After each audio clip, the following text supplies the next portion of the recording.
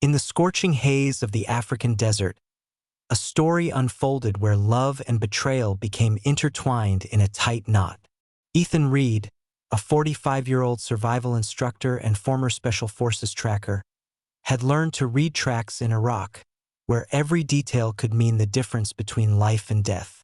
But he never imagined that these skills would be needed to uncover his own wife's infidelity. Emma Reed, his wife and a talented ecologist, had always dreamed of changing the world for the better. Now, she had become captivated by Alex Thorne, a charismatic conservationist, unaware that behind his animal lover facade lurked a ruthless poacher, for whom they, and possibly she herself, had become the most valuable prey. The Namib Desert greeted Ethan with its familiar heat. The scorching air shimmered over the cracked earth, creating bizarre mirages, but the tracks he discovered were all too real. The treads of his land cruiser, parked in the shadow of a rock, were nearly swallowed by the sand, as he crouched, examining other imprints. Near the abandoned Oasis Motel, a rusty box amidst the ocean of sand, the tire tracks of his wife's vehicle were clearly visible. Ethan pulled out his binoculars. Years of service had taught him patience, and now that skill was more vital than ever. Through the heat-hazed glass, he saw a silver Range Rover from the Wildlife Conservation Foundation pull up at the motel entrance. Emma stepped out, her red hair blazing in the afternoon sun. Alex Thorne followed, trim with touches of gray at his temples, dressed in perfectly pressed field gear. Too perfect for a real scientist, Ethan noted to himself. 15 years of service had taught him to pick up on details like that, as well as the fact that Thorne's movements were too assured for an ecologist, the way people move who are used to danger, not bookworms. Emma laughed at something Alex said, throwing her head back. Ethan lowered the binoculars, feeling his insides clench with pain and anger. He remembered her laughing the same way on their first date 12 years ago, when he'd just returned from Iraq and had taken a job as an instructor at a wilderness research training center. The memories washed over him. Their first date in a small cafe, where Emma had talked with shining eyes about her work with big cats. Their outdoor wedding among the red desert rocks. Sleepless nights after his return from service, when she held him, silently sharing his nightmares. And the gradually rising wall of silence between them, which he could never break through. The first suspicions had arisen a month ago. Ethan had been returning from an evening run, a habit he'd retained from his service days, when he'd heard Emma's voice from their bedroom's slightly open window. Alex says we need to act faster. Her voice had a tenderness he hadn't heard in a long time. The black desert lion population may not survive until next season. Ethan froze beneath the window, listening. Something in his wife's tone had made him uneasy. Of course, I understand the risks, but you know how important this is to me. A pause. No, my husband doesn't suspect anything. He's too busy with his survival courses. Those words stung more than any bullet. That evening, when Ethan had returned home, Emma had been waiting for him in the living room. She was sitting in their favorite chair, hugging her knees, so small and lost. The sunset was painting the room in copper tones, echoing the color of her hair when they first met. I saw you with him today, he said simply, sinking into the armchair opposite her. His throat was parched, as if he'd swallowed desert sand. Emma flinched, but she didn't deny it. Tears welled in her eyes. I didn't want you to find out. Like this. And how did you want me to find out? His voice was muffled, as if from beneath a layer of sand. It's complicated, Ethan. She ran a hand over her face, wiping away tears. Everything changed after your return from Iraq. You became different, silent, withdrawn. A wall grew between us, and I didn't know how to break it down. And then Alex came along, and what did he give you? Ethan tried to speak calmly, even though everything inside was boiling. Understanding, passion for my work, He shares my values, my love of nature. When I tell him about my research, he doesn't just listen. He really understands. Ethan looked at his wife, trying to recognize the woman he'd married. Emma bit her lip, a gesture that always betrayed her agitation, and suddenly straightened up. Listen, the expedition starts next week. Alex is leading a group tracking black desert lions. It's a unique opportunity for research. And what about me? Ethan interrupted her. I want you to come with us. She leaned forward. Not as my husband, but as a survival expert. It's important not just for the research, but for us. Maybe these 2 weeks will help us figure out if there's a future for our marriage. Ethan was silent, staring at the window, where the setting sun was painting the sky the color of congealed blood. He thought about how strange life was. 15 years ago, in the Iraqi desert, he was tracking terrorists, and now he would be tracking the truth in his own marriage. Are you ready to take a risk? He finally asked. 2 weeks in the desert. It's no walk in the park. Who knows what could happen there? I'm ready, Emma answered firmly. I need to know for sure. We both need to. There was a resolve in her voice that he had once loved. But now that resolve could be the end of their marriage or its new beginning. Ethan nodded, accepting the challenge. In the end, the desert had always been able to expose the truth, no matter how bitter it might be. Dawn over the base camp painted the sky in shades of ochre and vermilion. Ethan methodically checked his gear, an old army habit that had saved his life and his squad countless times. The other members of the expedition were bustling around nearby, but he deliberately kept his distance, observing everything with the eyes of a professional. Alex Thorne, as expected, arrived dramatically. In a brand new SUV with the logo of the Environmental Foundation on the side. His field gear looked more like a photoshoot costume for National Geographic than clothing for a real expedition. Ethan noted how deftly Thorne unloaded the heavy equipment. The way he moved gave him away as someone used to physical exertion. Ethan Reed. Alex held out his hand in greeting. I've heard about your survival skills. It's a great honor to work with a professional of your caliber. His handshake was firm, perhaps too firm for a simple ecologist. Ethan met Thorne's gaze. Behind the friendly smile, something predatory lurked, barely perceptible. Meet the rest of the team, Alex gestured to the group. James Coleman, our cameraman, and his assistant, Mike Torres. Dr. Sarah Chen, our lead research biologist. Mwamba and Kofi, our local guides.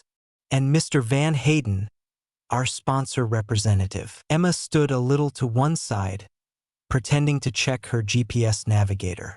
Ethan noticed her stealing glances at both him and Alex, as if trying to anticipate how things would play out.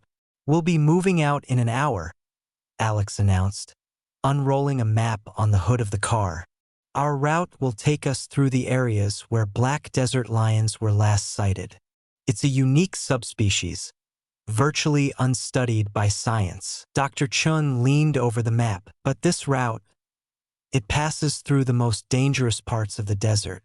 Maybe we should choose a safer path. That's the point, Sarah. Alex's voice took on a lecturing tone.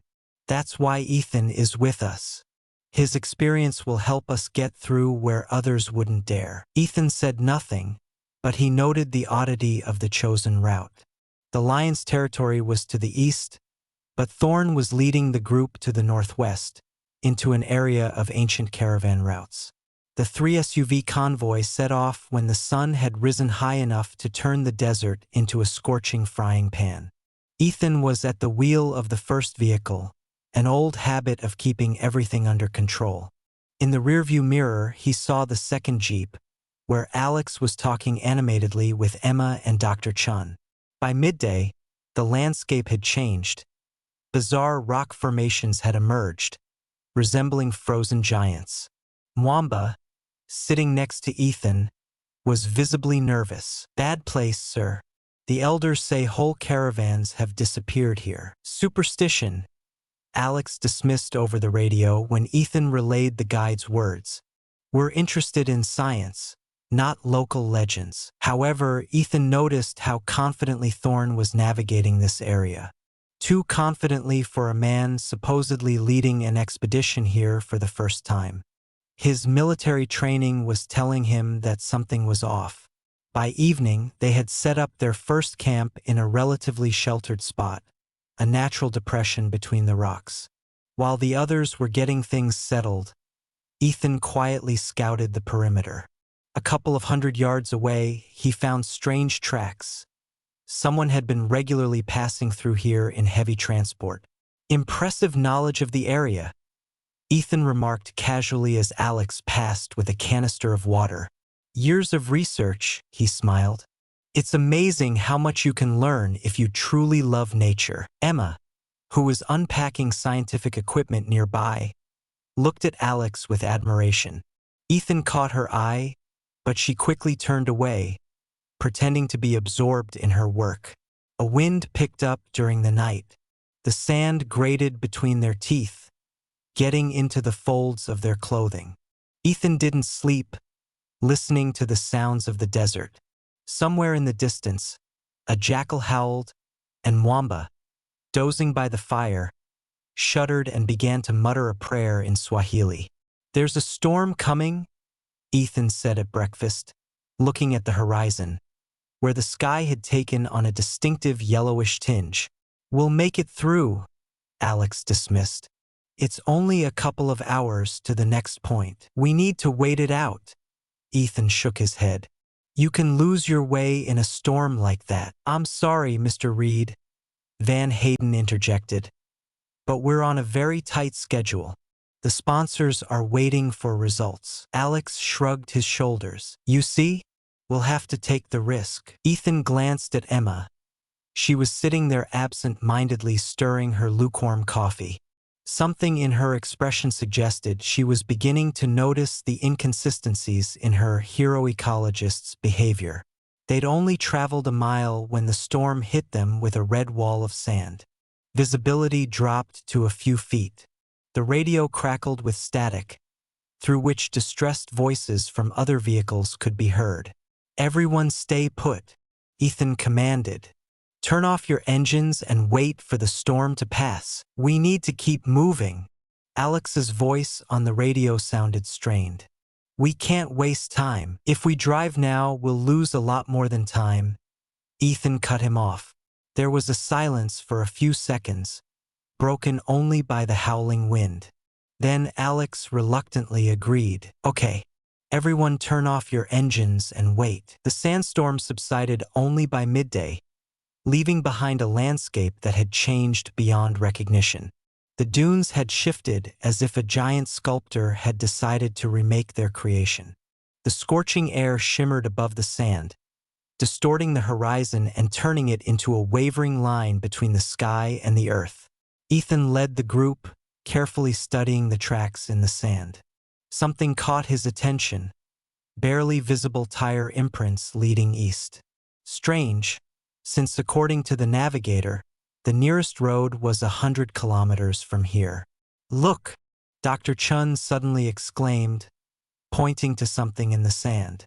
Everyone crowded around the find. Half buried in the sand lay a spent large-caliber cartridge casing. Nearby, there were traces of blood, old, almost bleached by the sun. "Poachers?"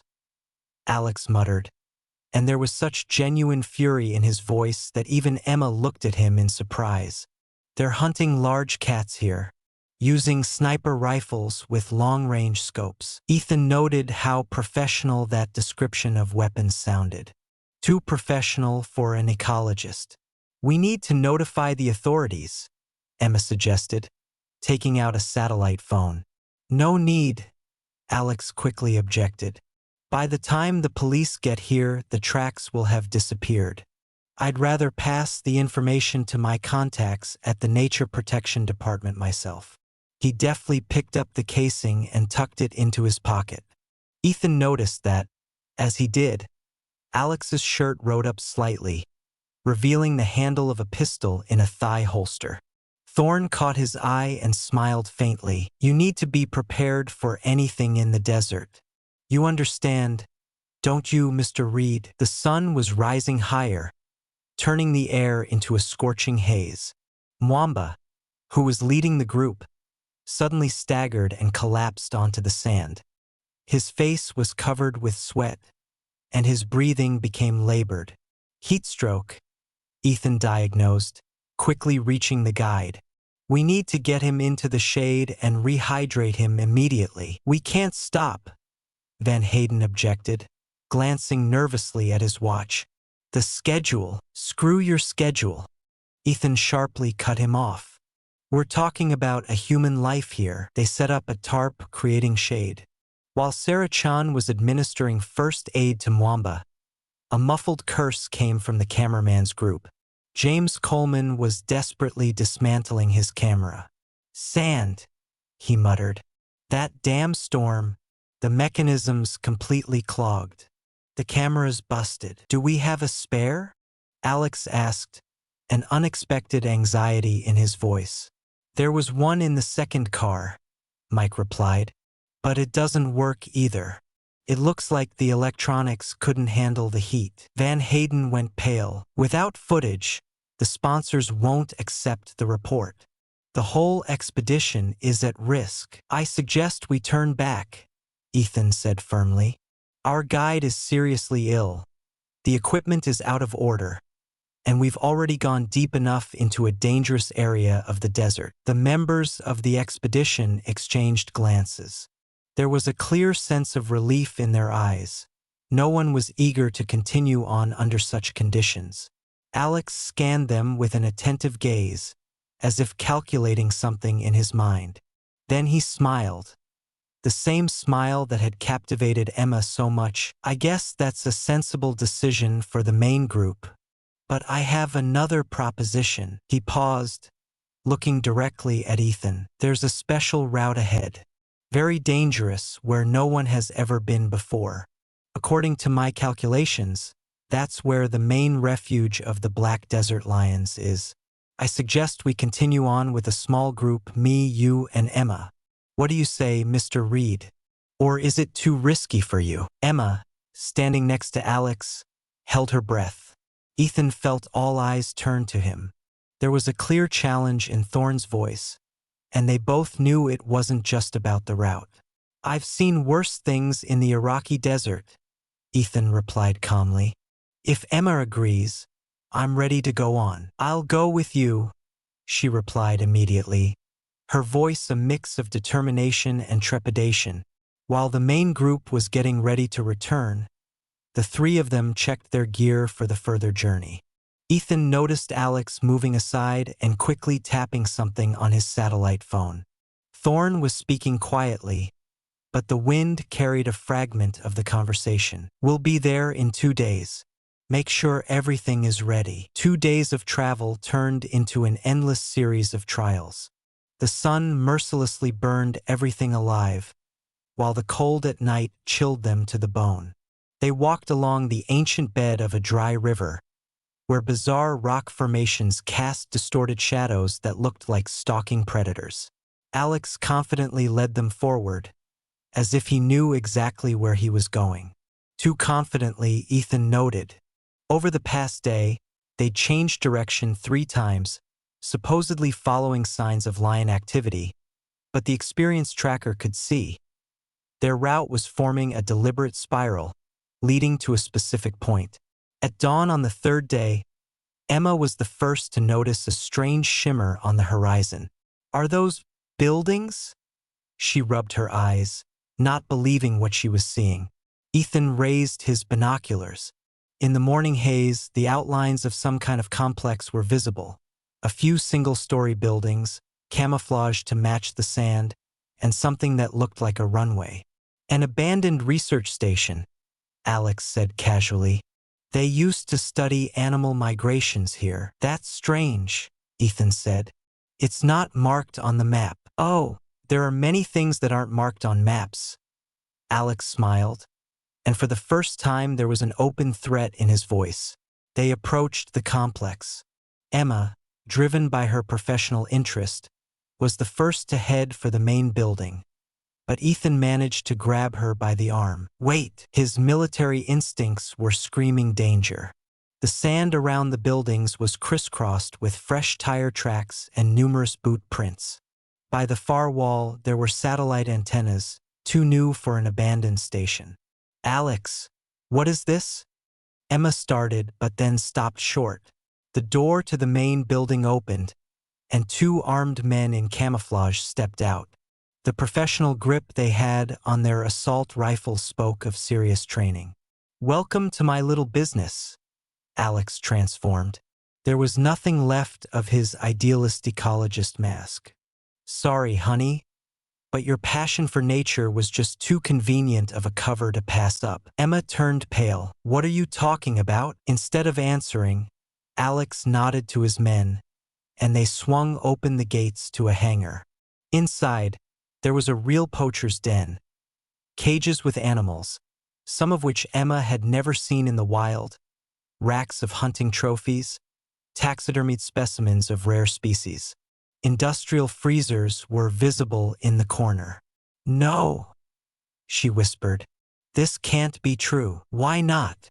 Alex ran his hand casually over the taxidermied black lion.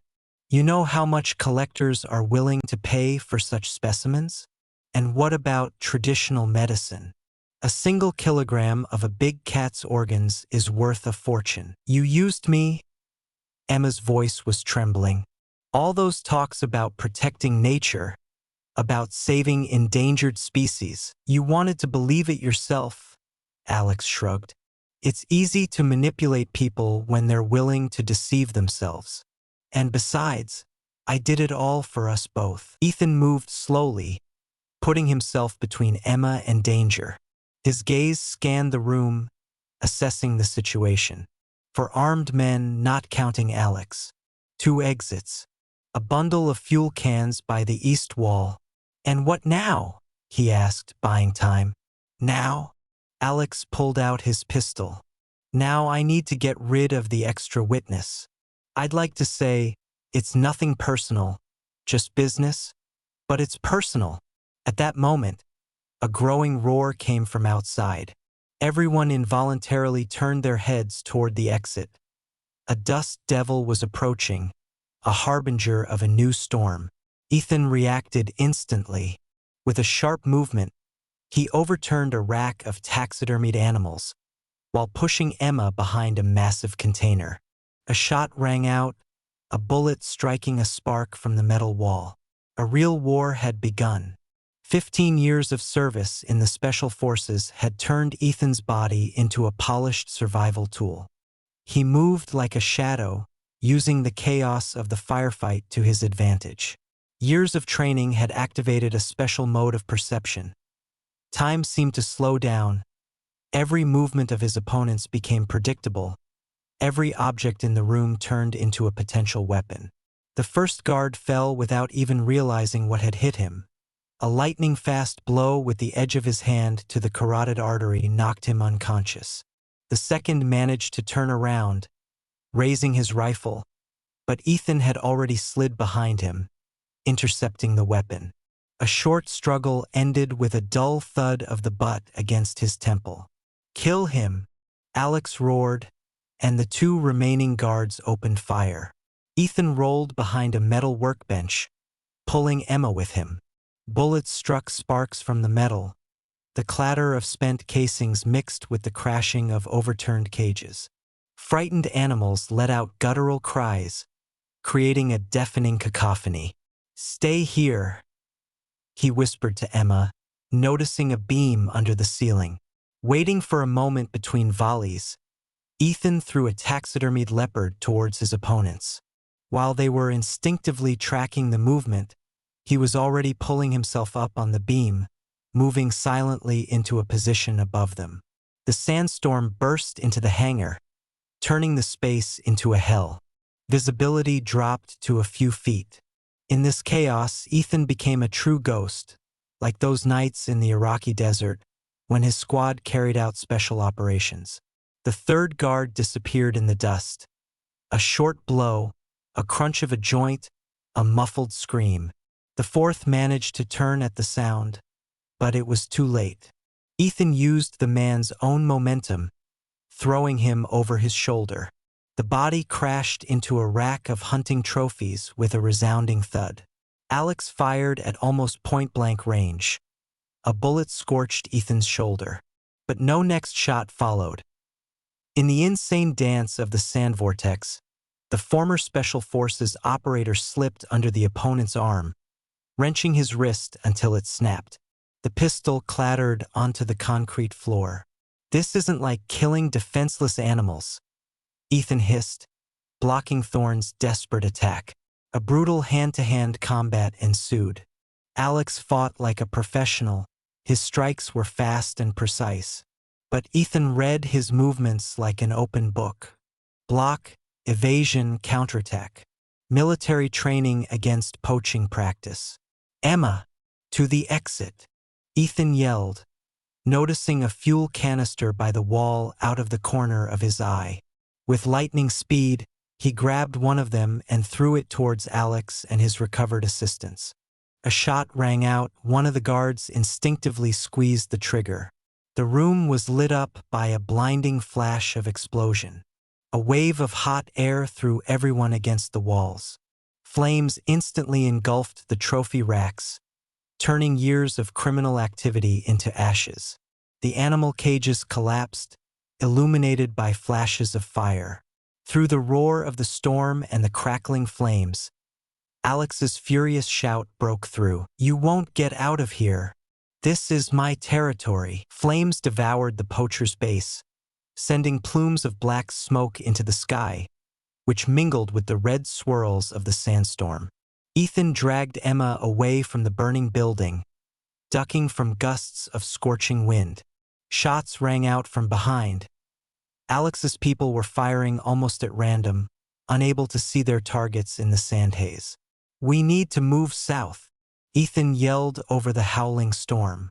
"There's a gorge there, we can hide." Emma didn't respond. She seemed to be in a trance, mechanically moving her feet. The shock of Alex's betrayal still clouded her mind. Ethan understood. This was not the time for talk, they just had to survive. Suddenly, a dark figure emerged from the sand curtain. Alex was moving like a man possessed, ignoring the sand that was whipping into his face. His eyes burned with the madness of a cornered predator. "You think you can just walk away?" His voice was hoarse. "After you destroyed everything I've worked for my whole life?" He raised his hand with the pistol, but Ethan was faster. A sharp throw of a handful of sand into Alex's eyes caused him to miss. A desperate fight began. They rolled around on the ground, showering each other with blows, until the inertia of the fight carried them to the very edge of a deep ravine. Ethan felt the edge of the cliff crumble beneath his feet. Below, 30 meters below, sharp rocks were visible. Alex also realized the danger. He froze, breathing heavily, still clutching the pistol in his hand. "You know what's the funniest thing?" he croaked, spitting blood. "I really loved her. In my own way." "You're not capable of love," Ethan cut him off. "You're a predator, for whom everyone around is just prey." Emma stood a few feet away, frozen like a statue. Her eyes widened in horror when she saw the position the men were in. "Alex," her voice trembled. "Why? Why all this deceit?" "Deceit?" He laughed hysterically. "I showed you the real nature, not the sugary version from your scientific journals, but the real law of survival. The strong devour the weak.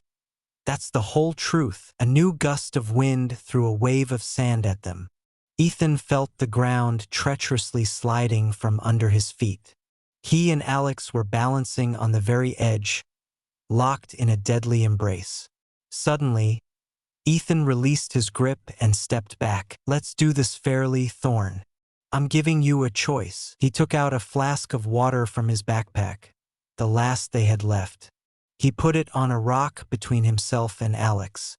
"There's enough water here for one person to reach the nearest oasis. Choose, either you take Emma or you take the water. Decide who you really are. Emma held her breath. Alex shifted his gaze from the flask to the woman and back. Something resembling human feeling flickered in his eyes, but only for a moment. The movement was lightning fast. He grabbed the flask and jumped back, aiming his gun at Ethan. "That's my choice," he yelled over the howling storm. "I choose life. And you'll become part of the desert." But at that moment, the edge of the cliff, undermined by their fight, finally collapsed. Alex tried to keep his balance, but the sand treacherously slid under his feet. The last thing they saw was his face contorted in horror as he began to fall into the abyss, still clutching the flask of water in his hand. Ethan lunged forward, managing to grab Emma by the arm and pull her away from the collapsing edge. They fell onto the sand a few feet from the cliff, gasping and trembling from the ordeal. The storm was gradually subsiding. The sun, breaking through the thinning veil of sand, painted the sky the color of molten gold. Somewhere in the distance, a roar could be heard. Perhaps it was one of those black desert lions, whose existence Alex had used as a cover for his dark deeds. "We need to go," Ethan said quietly, getting to his feet and helping Emma up. "We have to reach other people before sunset." She nodded silently, still unable to speak. There were tears in her eyes, partly from the sand, partly from the realization of how cruelly she'd been deceived by the man to whom she'd been ready to entrust her life.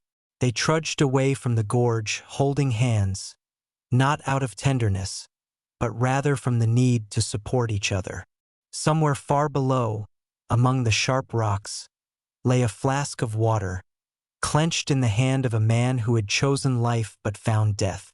6 months later, the white walls of the Sunny Valley private psychiatric clinic seemed to Emma like a lifeline in the sea of nightmares that had haunted her since her return from the desert.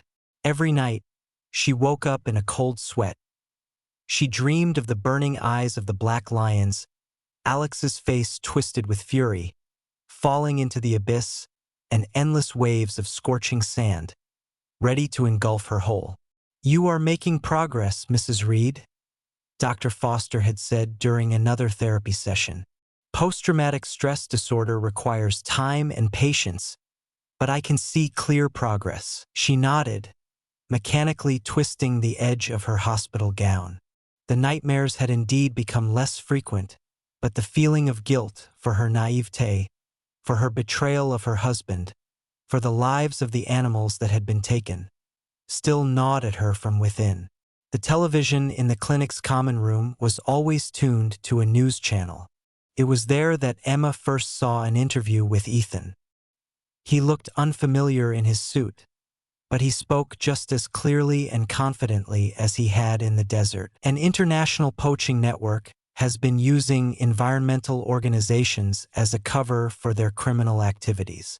Under the guise of protecting nature, they identified habitats of rare animals and ruthlessly destroyed them. Ethan had become a true media personality. His revelations shocked the public and led to mass inspections of charitable foundations. It turned out that Alex Thorne's network was just a part of a giant criminal empire engaged in poaching all over the continent. Thorne's body itself had never been found.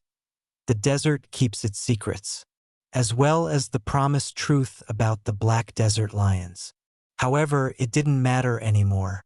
The nightmare had ended, leaving behind only scars in her soul and the bitter taste of betrayal. In her room, where the nurse had brought her evening medication, Emma was looking at the setting sun. Its reddish rays reminded her of the glow of that fire in the desert, where not only criminal trophies but her past life had been burned. All that remained was the hope that something new could be born from those ashes.